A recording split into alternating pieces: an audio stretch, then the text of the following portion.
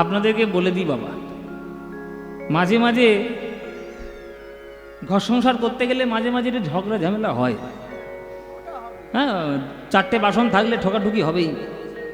তা আপনাদেরকে বলে দিই, যখন মনে করুন গিন্নির সঙ্গে খুব ঝগড়া হয়েছে, 1 সপ্তাহ কথা নেই, মুখের দিকে তাকালেই একেবারে মুখ লাল হয়ে যাচ্ছে রাগে, তখন এসব কিছু কিছু কাণ্ড আছে, এগুলো করতে হয়। হ্যাঁ, এসব শিখে নাও। হ্যাঁ, আমি জানবো না? আমি জানবো কি তুমি জানবে? ও মায়েরা, এসব গুরু মন্ত্র শিখে নাও।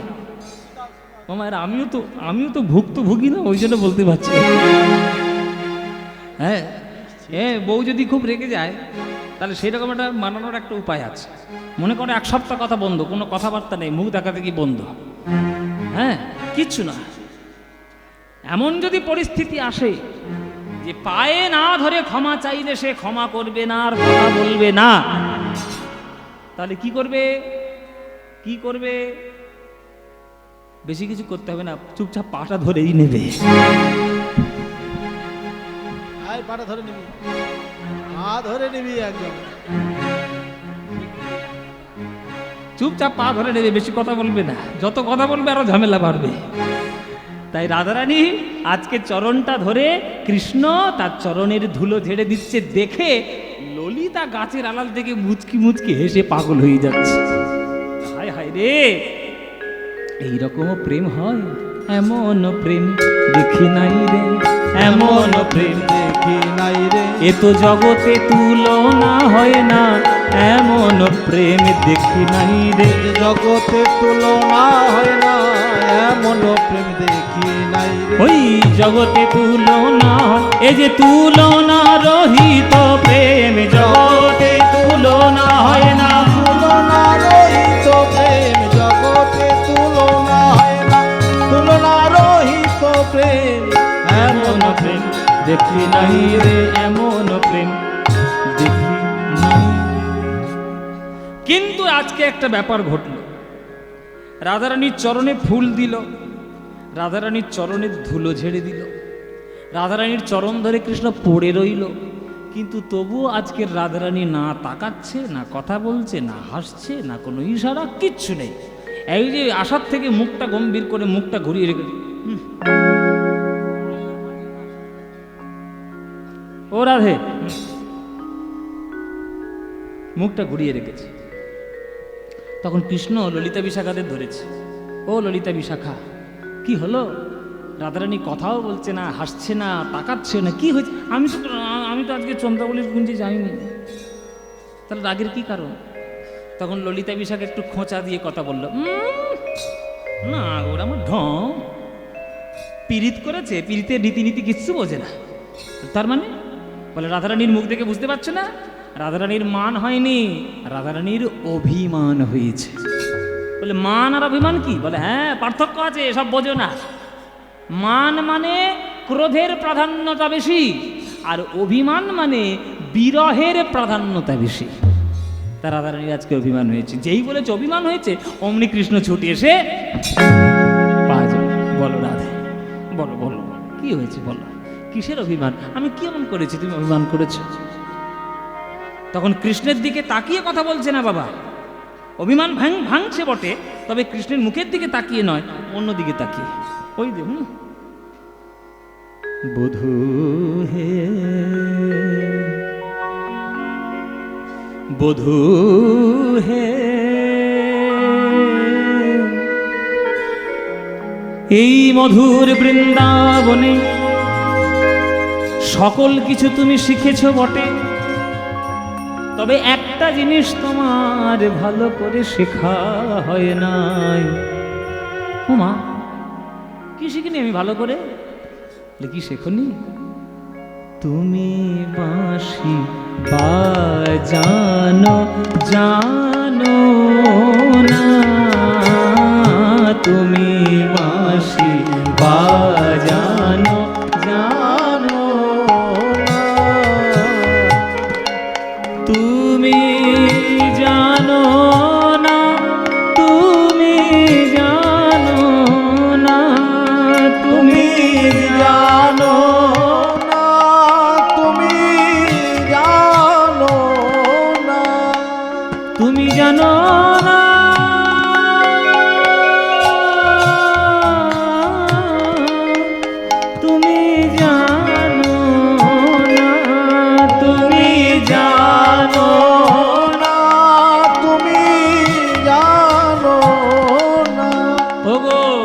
অসময়ে বাজাও বাঁশি আমার পরাণ মানে না। অসময়ে বাজাও বাঁশি পরাণ মানে না। বধূ আমি যখন বৈশা থাকি ওই গুরুজনার মাঝে গো, আমি যখন যখন বৈশা থাকি গুরুজনার মাঝে, ওই কালার বাঁশি বাজে তখন আর আমি মরিলা যে। কালার বাঁশি বাজে তখন আমি মরি লাগে। ওপার হইতে বাজাও বাঁশি আমি এপার হইতে শুনি, ওপার হইতে বাজাও বাঁশি এপার হইতে শুনি। ওগো অবলা কামিনী আমি সাঁতার নাহি জানি। অবলা কামিনী আমি সাঁতার নাহি জানি। বলো কোন বাঝাড়ের বাজাও বাঁশি আমি তাহার যদি পাই, কোন বাঝাড়ের বাজাও বাঁশি তার যদি পাই। আমি ডালে মূলে উপাড়িয়া সাগরে ভাষায়, ডালে মূলে পাড়িয়া সাগরে ভাষা।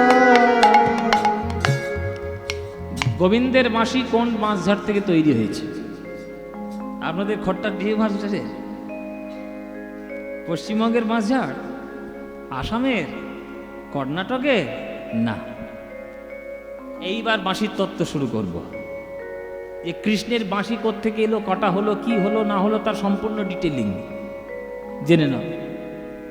ও মাইরা তোমার ভালো করে জেনে নেবে। আমি কিন্তু আমি প্রশ্ন করব, কিন্তু উত্তর দিতে হবে।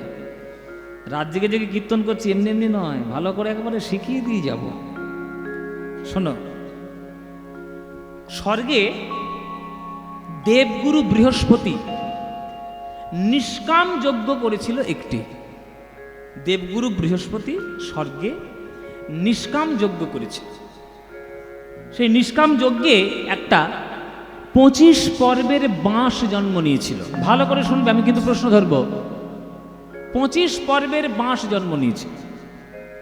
25 পর্বের প্রথম 9 পর্ব থেকে তৈরি হয়েছিল ভগবান শ্রী বিষ্ণুর ধনুক, যে ধনুকটার নাম হচ্ছে সারং। 7 পর্ব থেকে তৈরি হয়েছিল ভগবান শিবের ধনুক, যার নাম কামুক। 5 পর্ব থেকে তৈরি হয়েছিল শ্রীরামচন্দ্রের ধনুক, যার নাম কোদণ্ড। আর 3 পর্ব থেকে তৈরি হয়েছিল অর্জুনের ধনুক, যার নাম গান্ডীব। তাহলে 9 পর্ব থেকে বিষ্ণুর ধনুক, 7 পর্ব থেকে শিবের ধনুক, 5 পর্ব থেকে রামের ধনুক, 3 পর্ব থেকে অর্জুনের ধনুক। 9, 7, 5, 3। এই 9, 7, 5, 3 যোগ করলে কত হয়? যোগ কর। এই বাচ্চা যোগ কর। 9, 7, 5, 3 যোগ কর। বাচ্চাটা মনে মনে ভাবছে কেন কীর্তন শুনতে এলাম তো কি জানি, অঙ্ক থেকে ফাঁকি দেবে বলে কীর্তন শুনতে, এখানেও অঙ্ক চলছে। 9, 7, 5, 3। না ঠিক বলেছে, মাথা আছে ভালো, ও মাধ্যমিকে স্টার পাবে। 9, 7, 5, 3 যোগ করলে হয় 24। তাহলে 25 পর্ব থেকে 24 চলে গেল, বাকি থাকলো কত? 1।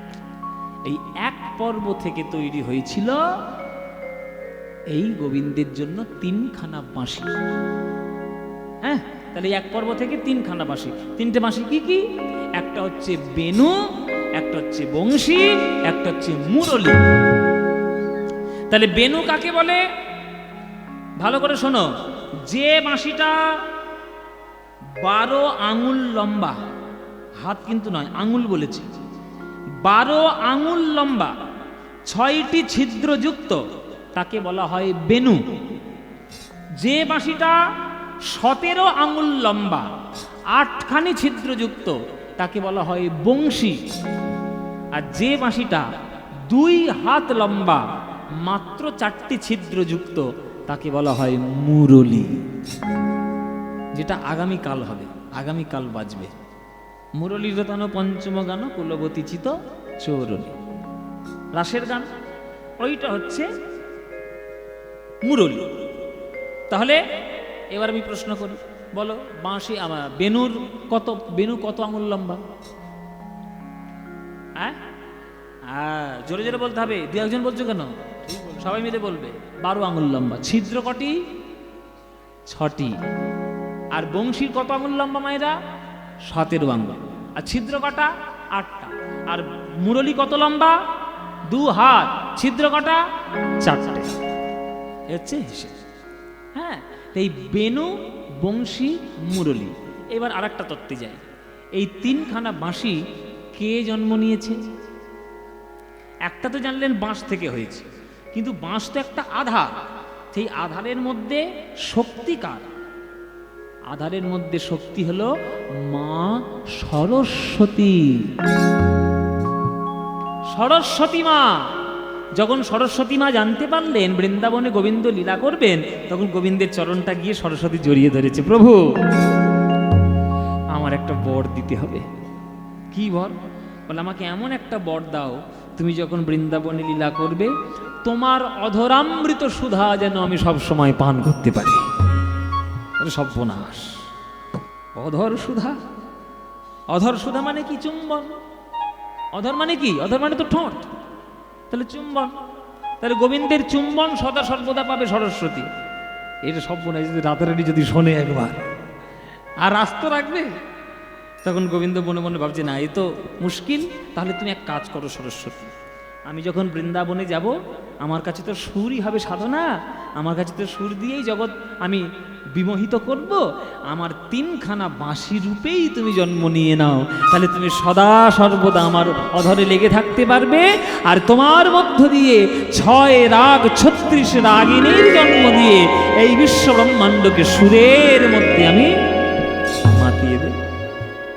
তাই গোবিন্দের অধরের ও গোবিন্দের ঠোঁটের যে বংশী, বেনু, মুরলী, এই সবগুলোই আধার শক্তির চেয়ে মা সরস্বতী। এই জন্যেই বলছে সরস্বতীর কৃপায় আজকের এই 6 রাগ 36 রাগিনীর জন্ম, গোবিন্দের অধরামৃত সুধা থেকে। হ্যাঁ, তাই কোন বাজারের বাজাও বাঁশি তাহার যদি পাই, কোন বাজারের বাজাও বাঁশি তার যদি পাই, তারে ডালে মূলে উপাড়িয়া সাগরে ভাষায়, ডালে মূলে উপাড়িয়া সাগরে ভাষা। এই এত সুন্দর বাঁশির পদ, বাঁশির গান কে লিখেছে জানেন? সেও একটা মুসলমান, সেও মুসলমান। আপনারা যেন আবার বলবেন না নজরুল ইসলাম, সব নজরুল ইসলাম নয়। এই গানটা যিনি লিখেছেন তিনি একটা সময় নবদ্বীপে কীর্তন বন্ধ করে দেবে বলে খোল ভেঙে দিয়েছিল, খোল ভেঙে দিয়েছিল। আর মহাপ্রভু হাজার খোল জোগাড় করে তার বাড়িটা ঘেরাও করে তাকে কীর্তনের মহিমা বুঝিয়েছে। আর এমন বুঝিয়েছে যে তার সমাধিস্থলে গিয়ে একটা করে একটা চাঁপা গাছ পুঁতে দিয়েছিল। আজ পর্যন্ত সেই চাঁপা গাছের একটা ফুল তার সমাধির উপরে পড়ে। বলো তার নাম, বলো মায়েরা। তার নাম হচ্ছে মলয় চাঁদ কাজী সাহেব, নবদ্বীপের তখনকার দিনের কাজী। তিনি লিখেছেন এই গান।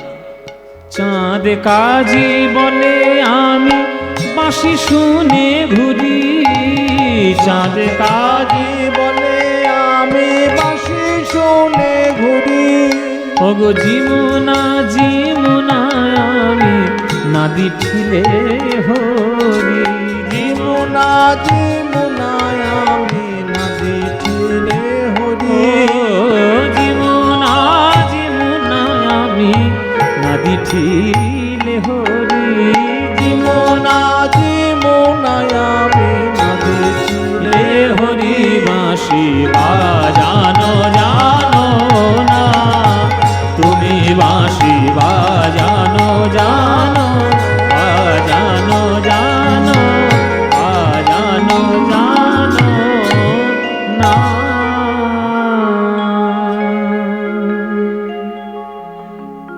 গোবিন্দ বলছে আমি বাঁশি বাজাতে জানি না। হে রাধে, এতদিন ধরে বাঁশি বাজাচ্ছি, কই বৃন্দাবনে তো কেউ বলেনি আজ পর্যন্ত, তুমি বললে। তা বলো, আমি যদি বাঁশি বাজাতে না জানি তাহলে কি করব? তুমি যা বলবে তাই হবে। বাবা রাধারানী বলে কথা, যা বলবে তাই শুনতে হবে, কিচ্ছু করার নেই। বলো, আমি বাঁশি তাহলে বাজানো বন্ধ করে দিই। এইবার রাধারানী গোবিন্দের চরণ ধরেছে। সর্বনাশ, না বধূ, এইটি করো না, অন্তত বাঁশিটা বাজাও বলে আমি ওই শ্বশুর বাড়িতে থেকেও আমি বেঁচে তো আছি। বাঁশি বাজানো বন্ধ করে দিলে একবারে মরেই যাবে তোমার রাধারানী। ওহ, তাহলে তো ভারী বিপদ। না বাজালে বলছো বাঁচবে না, আর বাজালে বলছো থাকতে পারছো না, আমি করবোটা কি? বলি, বাঁশিটা তুমি কেমন করে বাজাচ্ছ আমাকে একবার শিখিয়ে দাও। হ্যাঁ, তুমি বাঁশি শিখবে? বলে হ্যাঁ, আমি বাঁশি শিখবো। শিখে কি করবে? বলে, তুমি যেমন যখন তখন আমার নাম নিয়ে বাঁশি বাজাচ্ছ, আমার জ্বালা বোঝো না। আমি বাড়িতে গিয়ে তোমার নাম নিয়ে যখন তখন কৃষ্ণ কৃষ্ণ বলে বাঁশি বাজাবো, সেদিন তুমি আমার মনের জ্বালা বুঝবে। ও, আমায় জব্দ করার জন্য তুমি আমার কাছে বাঁশি শিখবে? বলে হ্যাঁ, জব্দ করতেই হবে। আচ্ছা, কেউ যদি জানতে পারে যে আমার জব্দের জন্য পেঁয়াজ শিখছে, আমি শেখাবো? কিন্তু রাধারানীকে কৃষ্ণ বলছে যে তুমি আমার সর্বে সর্বা, তুমি আমার সাধনার ধন রাধে, তুমি আমার মন্ত্রতন্ত্র, তুমি আমার সব কিছু, তুমি যাই করো, এসো আমি তোমাকে বাঁশি শেখাই, সামনে দাঁড়াও। এই বলে রাধারানী সামনে দাঁড়ালেন গোবিন্দে। বলো রাধে, তুমি কোন বাঁশিটা শিখবে? তুমি বলো, আমার তিনখানা বাঁশি, বেনু, বংশী, মুরলী, কোনটা শিখবে? রাধারানী মনে মনে ভাবলেন যে আমি যদি 4টে ছিদ্রযুক্ত বাঁশি শিখি তাহলে 6টা তো বাজাতে পারবো না, 6টা যদি শিখি তাহলে 8টাও বাজাতে পারবো না, কিন্তু 8টা ছিদ্রযুক্ত বাঁশিটা যদি শিখি তাহলে 4টেও বাজাতে পারবো আর 6টাও বাজাতে পারবো। তাহলে বধূ, ওই বংশীটা আমায় শিখিয়ে দাও, আমি বংশী শিক্ষা করব। বংশী শিখবে? বলে হ্যাঁ, বেশ, তাই শেখাবো। সামনে দাঁড়াও। গোবিন্দ আমার রাধারানীকে সামনে দাঁড় করিয়েছেন। পিছন থেকে আজ রাধারানীর সামনে বংশীটি ধরিয়েছেন। এ নাও, ভালো করে ধরো।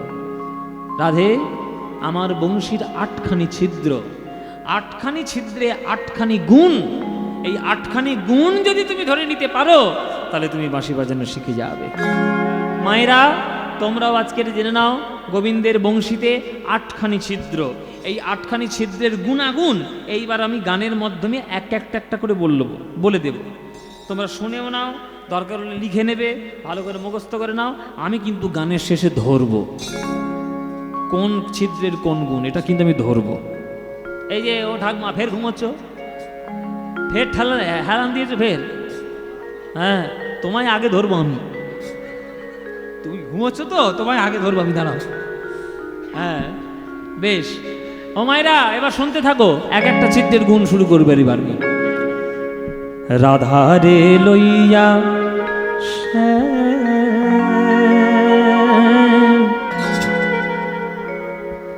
রাধারে লইয়া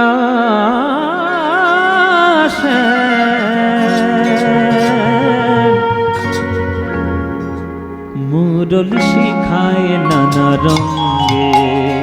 আহা, রাধারে লইয়া মুরলী শিখায় নানা রঙে। আহা, রাধারে লইয়া মুরলী শিখায় নানা রঙে। প্রথম রন্ধ্রের গানে ব্রহ্মার ভাঙিল ধ্যানে। প্রথম রন্ধ্রের গানে ব্রহ্মার ভাঙিল ধ্যানে। আহা, প্রথম রন্ধ্রের গানে ব্রহ্মার ভাঙিল ধ্যানে। প্রথম রন্ধ্রের গানে ব্রহ্মার ভাঙিল ধ্যানে। প্রথম ছিদ্র যেই বাজিয়েছে অমনি ব্রহ্মার ব্রহ্মলোকে বসে বসে ধ্যান ভেঙে গেছে। সর্বনাশ, কে বাজালো গো? কে বাজালো? আমার ধ্যান ভেঙে দিল। প্রথম ছিদ্রে ব্রহ্মার ধ্যান ভেঙে গেল। তাহলে প্রথম রন্ধ্রের গানে ব্রহ্মার ভাঙিল ধ্যানে। এবারে দ্বিতীয়তে দ্বিতীয়তে যমুনা উজাড়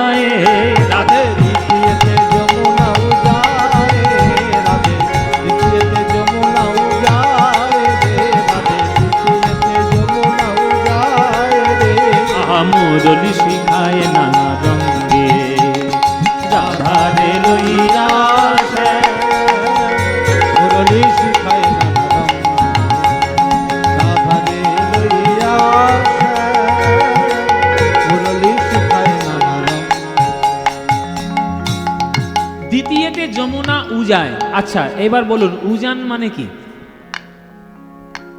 উজান, অনেকের নাম হয় উজান, খুব সুন্দর নাম উজান, বাহ ভালো নাম। উজান মানে কি মায়েরা জানো না? উজান মানে জানো না? আচ্ছা বলে দিচ্ছি, বাবারা জানেন উজান মানে কি? আমি জানি কিন্তু বলবো না। থাক আর বলতে হবে না। ও মায়েরা উজান জেনে নাও। মনে করো এই যে চৈত্র মাসটা, এটা হচ্ছে বসন্তকাল, তাহলে এখন কোন দিক দিয়ে হাওয়া হচ্ছে? দক্ষিণে।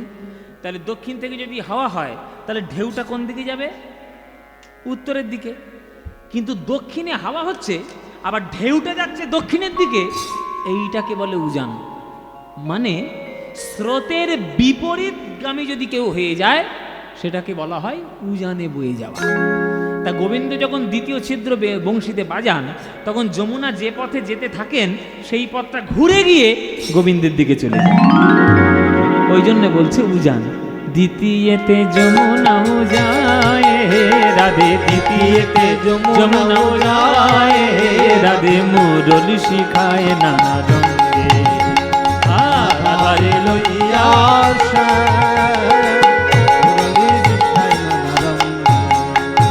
তৃতীয় রন্ধ্রের কথা শোনো বৃষভানু সুতা, তৃতীয় রন্ধের কথা শুনো বিশ্বভানু সুতা, তৃতীয় রন্ধ্রের কথা শোনো বৃষভানু সুতা, তৃতীয় রন্ধের কথা শুনো বিশ্বভানু সুতা, পবনের হতগতি হয় রাধে, পবনের হত গতি হয় রে রাধে, পবনের হতগতি হয় হে রাধে, পবনের হত গতি হয় রে।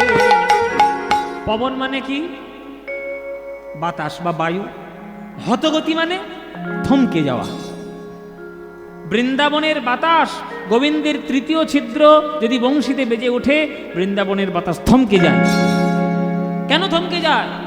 বাতাস মনে মনে বলে, হে গোবিন্দ, আমার কাজ হলো পৃথিবী প্রদক্ষিণ করা, কিন্তু আমি যদি একবার বৃন্দাবন ছেড়ে চলে যাই আর ওই বাঁশি যদি শোনা না হয়, আবার যখন ফিরে আসবো তখন যদি বাঁশি না বাজে, তাই আমি আর একবার শুনিব, আর একবার শুনবো, আর একবার শুনিব। আর একবার শুনবো, পবন দেবে থেমে বলে আর একবার শুনিব। পবন দেবে থেমে বলে আর একবার শুনবো, তাই তৃতীয় রন্ধ্রের কথা শুনো বৃষভানু সুতা, তৃতীয় রন্ধের কথা শুনো বিশ্বভানু সুতা, ওগো পবনের হতগতি হয় হে রাধে, পবনের হতগতি হয় রাধে, মুরলি শিখায় নানা রঙ্গে রাধারে লইয়া আসে। মুরলি শিখায় নানা রঙ, চতুর্থ রন্ধ্রের সুরে ধেনুগণ সে আপনি ফিরে, চতুর্থ রন্ধের সুরে ধেনুগণে আপনি ফিরে, চতুর্থ ছিদ্র যেই বাজায়, রাখালরা যেমন করে গরু চড়ায় তেমন করে কৃষ্ণ গরু চড়ায় না। রাখালরা যখন গরু চড়ায় তখন কি করে? গরুর পিছনে পিছনে ছুটে ছুটে বেড়ায়, একটা লাঠি নেয়, লাঠি নিয়ে মারে, লাঠি নিয়ে মারে, আর হাট হাট হাট হাট হাট হাট। হাট হাট হাট হাট হাট হাট, আর লাঠি দিয়ে চড়ায় না, কিন্তু গোবিন্দের চড়ানোর প্রয়োজন নেই। ওই যে চতুর্থ ছিদ্র যেই বাজাবে, গরুগুলো আপনা আপনি ছুটে ছুটে এসে গোবিন্দের কাছে ধরা দেবে। চতুর্থ রন্ধ্রের সুরে ধেনুগণ সে আপনি ফিরে, চতুর্থ রন্ধের সুরে ধেনুগণে আপনি ফিরে, তৃণমুখে ঊর্ধ্ব পুচ্ছে ধায়, তৃণমুখে ঊর্ধ্ব পুছে ধা, পঞ্চম রন্ধ্রের গানে গোপিকার বিধে প্রাণে, পঞ্চম রন্ধের গানে গোপিকার বিধে প্রাণে, পঞ্চম রন্ধ্রের গানে গোপিকার বিধে প্রাণে, পঞ্চম রন্ধের গানে গোপিকার বিধে প্রাণে, আলু থালু তারা আলু থালু পাগলিনী ঢায়, তারা আলু থালু পাগলিনী ধায় রে, তারা আলু থালু পাগলিনী ধায় রে, তারা আলু থালু পাগলিনী ধায় রে, মুরলি শিখায় নানা রঙে রাধারে লইয়া আসে, মুরলি শিখায় নানা রঙ। ওই যে পঞ্চম ছিদ্রে কি হয়?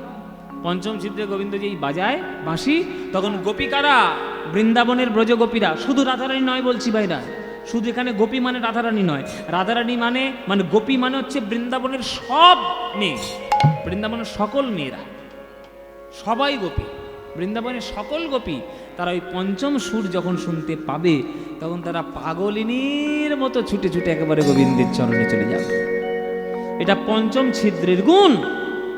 এবার ষষ্ঠম রন্ধ্রের রীতি কদম্ব হয় বিকশিতি, ষষ্ঠম রন্ধ্রের রীতি কদম্ব হয় বিকশিত, ষষ্ঠম রন্ধ্রের রীতি কদম্ব হয় বিকশিতি। ষষ্ঠম রন্ধ্রের রীতি কদম্ব হয় বিকশিত। কদম্ব মানে কি? কদম্ব মানে কি? কদম ফুল। তোমাদের দেশে কদম ফুল ফোটে না? কদম ফুলের গাছ আছে তো? কদম ফুল কখন ফোটে? কোন কালে কদম ফুল ফোটে? বর্ষাকালে। বর্ষাকালে। দেখবে ঝুলন পূর্ণিমার সময় কদম ফুল চারদিকে ভর্তি হয়ে যায় না? কদম ফুল বর্ষাকালে ফোটে, কিন্তু গোবিন্দ যখন ষষ্ঠ ছিদ্র বাজাবে, বর্ষাকাল হোক, শীতকাল হোক, গরমকাল হোক, বসন্তকাল হোক, যখনই বাজাবে তখনই কদম গাছে কদম ফুল ফুটবে। কেন না, বৃন্দাবনের কুঞ্জ মন্দিরে, বৃন্দাবনের পরিমণ্ডলে গোবিন্দের 6 ঋতু একসঙ্গে বসবাস করে, 6টা ঋতু একসঙ্গেই বসবাস করে। ষষ্ঠম রন্ধ্রের রীতি কদম্ব হয় বিকশিতি, ষষ্ঠম রন্ধ্রের রীতি কদম্ব হয় বিকশিত। কি হয়? ওগো 6 ঋতু একত্রে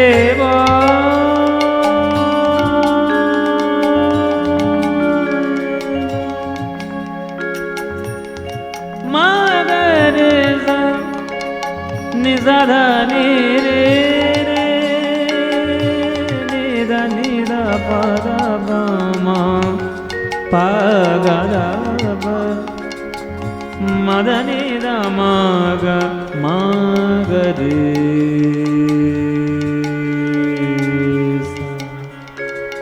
ষড় ঋতু মগ মদ মদ নিদ নিদ নিদ নিদ মদ মগ মগ গম ধ মগ মগ রিদা গম ध মদ নিদ নি রে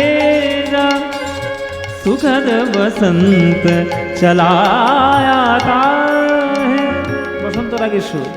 ষড় ঋতু একত্রে বয়, ষড় ঋতু একত্রে বয়। সপ্তম রন্ধ্রের গানে পাষাণ দ্রবিল গুণে, সপ্তম রন্ধ্রের গানে পাষাণ দ্রবিল আহা গুণে। সপ্তম রন্ধ্রের গানে পাষাণ দ্রবিল গুণে। সপ্তম রন্ধ্রের গানে পাষাণ দ্রবিল গুণে। ওগো পাষাণ সে আপনি জলময়, রাধে পাষাণ সে আপনি জলময়, রাধে পাষাণ সে আপনি জলময় রে। আহা মুরলি শিখায় নানা রঙে, আই রাধারে লইয়া সে মুরলি শিখায় নানা রঙে, রাধারে লইয়া সে মুরলি শিখায় নানা রঙ। এবার খাতা পেন নিয়ে বসো, মাধ্যমিক হবে, মাধ্যমিক পরীক্ষা। এমনি ছাড়বো তোমাদের? বলো প্রথম রন্ধ্রে কি হয়? সবাইকে বলতে হবে, 2-1 জন বললে হবে না। 2-1 জন বললেই আমি আসর থেকে নেমে চলে যাব। খেটে খেটে মরছি। বলো প্রথম রন্ধ্রে কি হয়? ব্রহ্মা, এই মন্দির শুনছে কিন্তু, ঠিক বলেছি। ভালো মন্দির শুনেছে। ব্রহ্মার ধ্যান ভেঙে যায়। দ্বিতীয় ছিদ্রে কি হয়?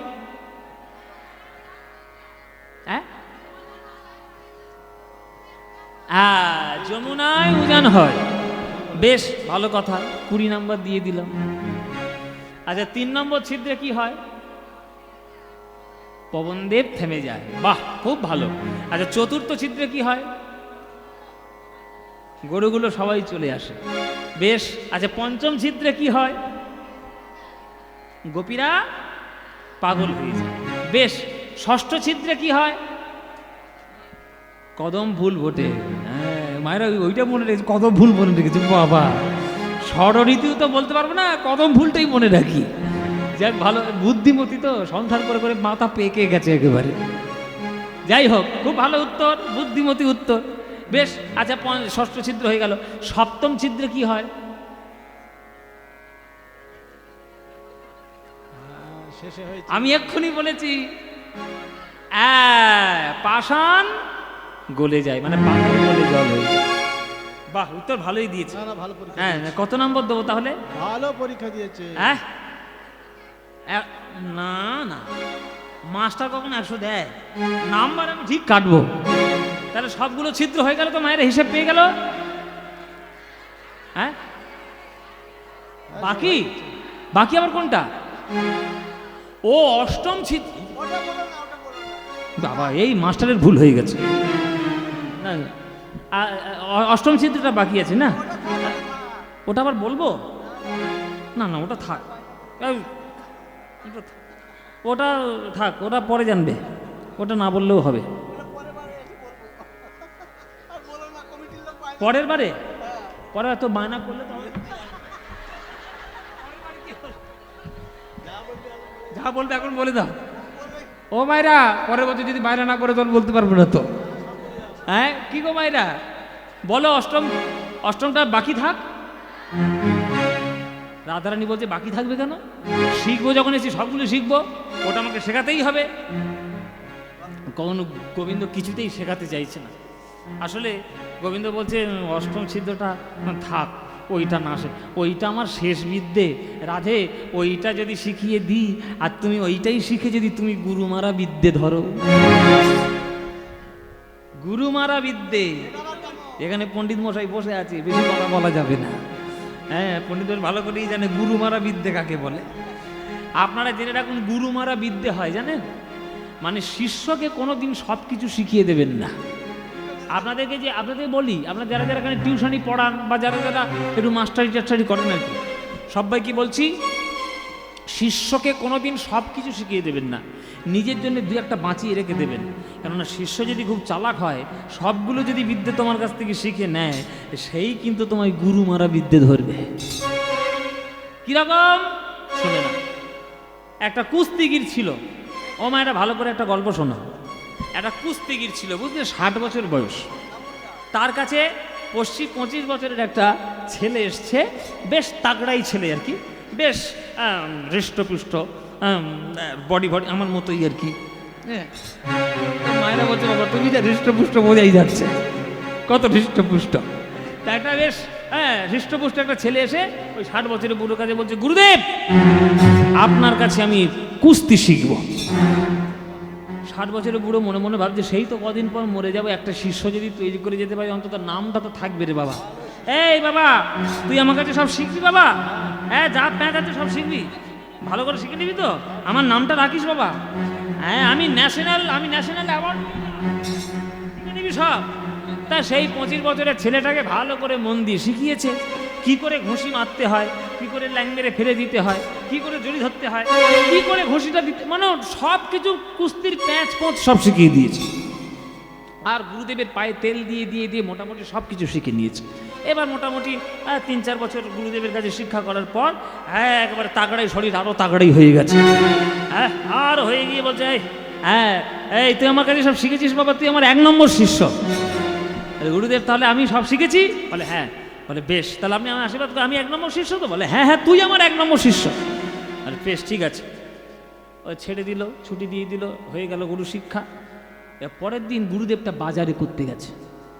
বাজারে গিয়ে দেখছে বাজারের মাথায় একটা বড় পোস্টার পড়েছে, এইরকম এত বড় একটা ফেস্টন। হ্যাঁ, পোস্টার পড়েছে। ওই শিষ্যটাই পোস্টারটা লাগিয়েছে আর কি, যে অমুক জায়গায় অমুক দিনে আমার সঙ্গে আমার গুরুদেবের কুস্তির লড়াই হবে। বুড়ো দেখে তো ছানা বড়া, সব বোনাস। এই জন্যই আমি শেখাতে চাইনি জানো, একদিন ধরে এই আমার কাছে শিখে আমার সঙ্গে লড়াই করে তুই পাড়ার লোক খুঁজে পাসনি আমার সঙ্গে। আমি একটা 60 বছরের বুড়ো, ও একটা 25 বছরের ছোকরা, আমাকে একটা ঘুষি দিলেই আমি আর টিকবো? ওইখানেই ল্যাং মেরে পড়ে যাবো। দরকার নেই বাবা, এই তোর বাজারে নিকুচি করেছে বলে ছুঁড়ে ফেলে বাড়ি গজগজ করতে করতে বাড়ি চলে এসছে। বউ বলছে, হ্যাঁ গো, কি হয়েছে? এই বাজারে থলি কই? বলে বাজ খেতে মরো, না খেয়ে মরো। বলে কি হলো? বুড়ো আবার রেগে গেল কেন এরকম হঠাৎ করে? কি হয়েছে বলবে তো? বলে শোনো, ওই যে ছেলেটা আসতো আমার পায়ে তেল দিয়ে দিয়ে সবগুলো শিখেছে, ওই ছেলেটা, ওইটা আমার কাছ থেকে কুস্তির প্যাচ শিখে গিয়ে বাজারে দেখি আজকে পেস্টন পড়েছে, ও আমার সঙ্গে নাকি লড়াই করবে। আচ্ছা বলো, আমি একটা 60 বছরের বুড়ো, ওর কাছে একটা ঘুষি গেলে আমি আর বাঁচবো? তখন বউ বলছে আহা হা হা, কুস্তির পেঁচ শিখেছে, মাথার পেঁচ কিচ্ছু নেই। বলে তার মানে? বলে তুমি অবশ্যই করে কালকে লড়াই করতে যাবে। বলে হ্যাঁ, স্বামীটা যাতে তাড়াতাড়ি জমের ঘরে যায় সেই ব্যবস্থা করছো তুমি। বলে, না, কথা শোনো, কথার উপর কথা বলবে না। শোনো, তুমি অবশ্যই করে লড়াই করতে যাবে, আর যখন যাবে রান্নাঘর থেকে একটা চামচ পকেটে করে গুঁজে নিয়ে যাবে, কোমরে করে গুঁজে নিয়ে চামচ নিয়ে যাবে। ওই চামচ আমি পায়েস খেতে যাচ্ছি সেখানটা চামচ গুঁজে নিয়ে যাবো কেন? বলে শোনো, শিষ্য যখন লড়াই করতে আসবে তখন চামচটা এরকম করে দেখো, এরকম করে দেখি দেখি বলবে যে ওরে বেটা তোকে সব শিখেছি, তোকে চামচ প্যাচ শেখাইনি, চামচ প্যাচ তোকে শেখাইনি। এই দেখবে তখন কি হয়।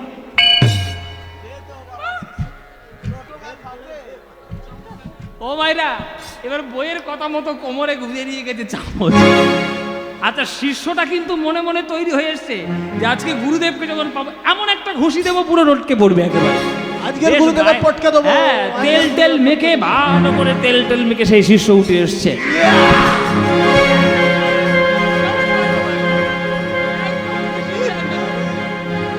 উঠে এসছে। এইবার সেই কুস্তি বুড়ো, এইবার কোমর থেকে চামচ, এই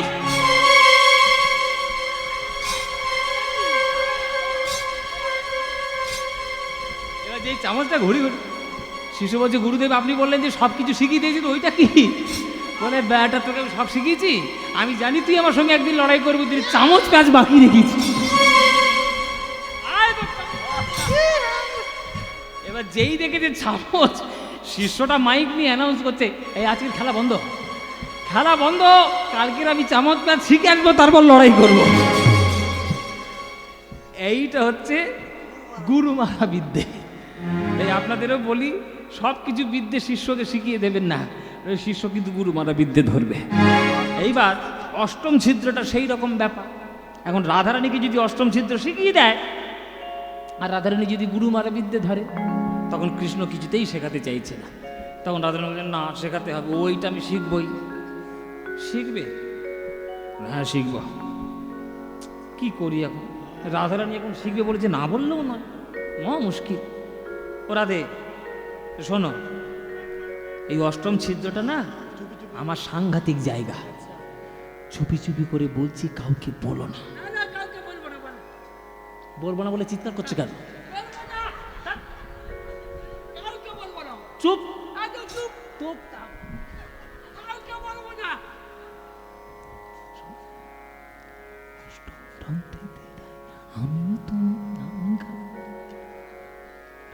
কি বললো? বলে বললাম না চুপি চুপি বলবো, চুপি চুপি বলবো, এখন আসতে শুনতেই তো পাচ্ছি না। আর তাহলে ভালো করে শুনো। ও মায়েরা, তোমাদেরও বলি, পাঁচ কান করো না। অষ্টম রন্ধে তেরাই, অষ্টম রন্ধে তেরাই, রাধে অষ্টম রন্ধে তেরাই, রাধে রাধে অষ্টম রন্ধে তেরাই, রাধে বিনোদিনী অষ্টম রন্ধ্রে তেরাই। ওগো রাধে বিনোদিনী, অষ্টম রন্ধ্রে তেরাই, অষ্টম রন্ধ্রে রাধে বিনোদিনী রাধের। আরে বলবে তোটা কি?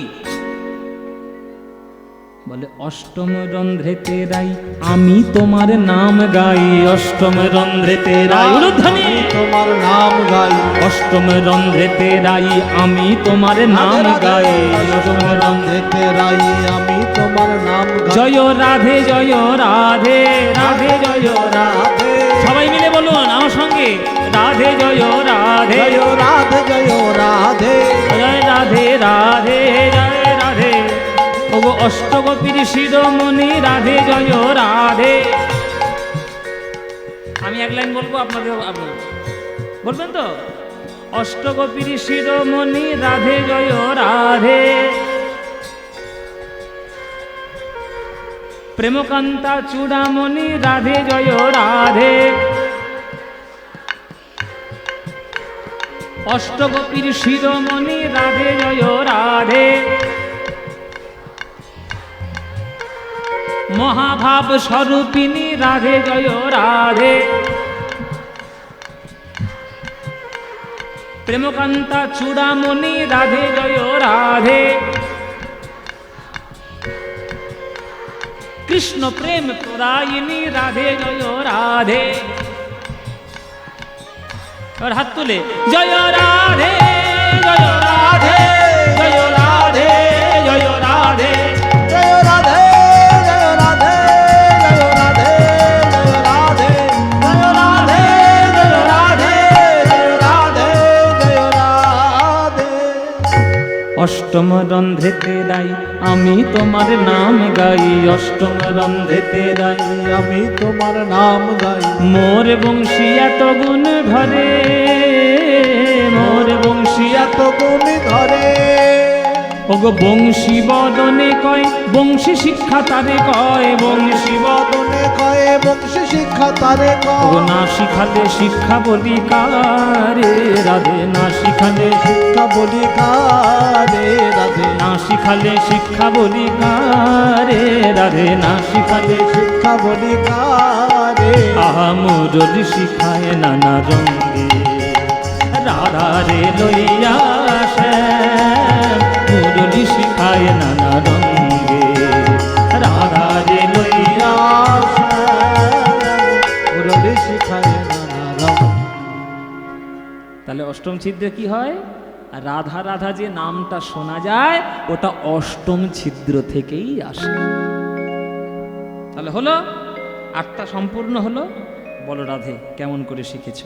বলে কেমন করে শিখেছি সেটা তো বলতে গেলে আমাকে বাজাতে হবে, তাহলে বাজাও কেমন করে শিখেছ। এইবার গোবিন্দের অধর থেকে রাধারানী আমার বংশীটা নিয়ে নিলেন, নিয়ে ঠিক গোবিন্দ যেমন করে দাঁড়ায় এরকম বেঁকে কোমর মাকিয়ে ঘাড় মাকিয়ে যেমন কৃষ্ণ দাঁড়ায় আর কি, ওরকম দাঁড়িয়ে আজ রাধারানী কৃষ্ণ কৃষ্ণ বলে বাঁশি বাজাচ্ছে। অধরে মুরলি লইয়া বাজাই বিনোদিনী গো, অধরে মুরলি লইয়া বাজায় বিনোদিনী গো। শ্রী রাধিকার বংশী বলে কৃষ্ণ কৃষ্ণ ধ্বনি হরি হরি বল। রাধিকার বংশী বলে কৃষ্ণ কৃষ্ণ ধ্বনি গো। শুনে নাগরে ভাবে উলুধ্বনি, শুনে নগর ভাবে আকুল, শুনে নাগরে ভাবে আকুল, শুনে নগর ভাবে আকুল। ওই রাধারানী বংশী শুনে শুনে নাগরে ভাবে আকুল।